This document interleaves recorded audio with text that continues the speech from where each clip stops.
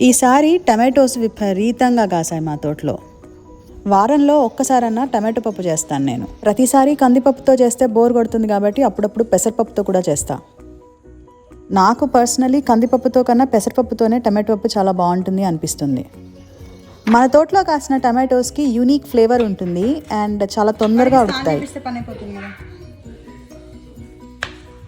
అందుకని వదిలేసాను నేను, లెట్ హిమ్ డ్రై కొంచెం.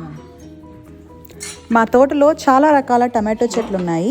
నాకు వాటి పేర్లన్నీ తెలీదు. నెక్స్ట్ టైం నుంచి గుర్తుపెట్టుకొని చెప్తాను. అన్నీ పుల్లగానే ఉంటాయి, మనం కూరల్లో పప్పుల్లో వాడుకోవచ్చు. పెసరపప్పు బాగా కడుక్కున్న తర్వాత కట్ చేసిన టమాటోస్, పచ్చిమిరపకాయలు వేసుకొని ప్రెషర్ కుక్ చేసుకోవాలి.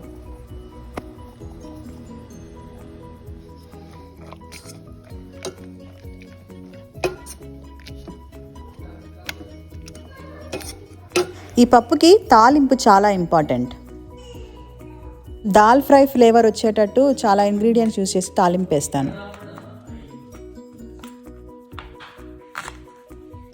టమాటోస్, పచ్చిమిర్చి, ఆనియన్, గార్లిక్, కరివేపాకు అండ్ కొత్తిమీర అన్నీ మా తోటలోంచి.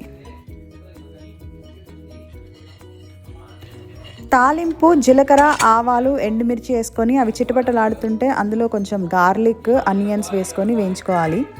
దాని తర్వాత కరివేపాకు, కొంచెం కసూరి మేతి వేసుకొని తర్వాత పప్పు వేసుకొని ఆపేయాలి.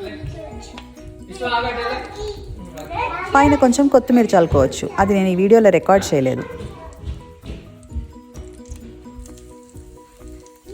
Looks like they are. ఒక కంపార్ట్మెంట్లో ఫ్రూట్ పెడుతున్నా, ఒక కంపార్ట్మెంట్లో శాండ్విచ్ పెడుతున్నా. ఈ పప్పు జొన్న రొట్టెతో కానీ పుల్కాలతో కానీ తింటే చాలా బాగుంటుంది. అన్నం నెయ్యితో తిన్నా కూడా అంతే బాగుంటుంది.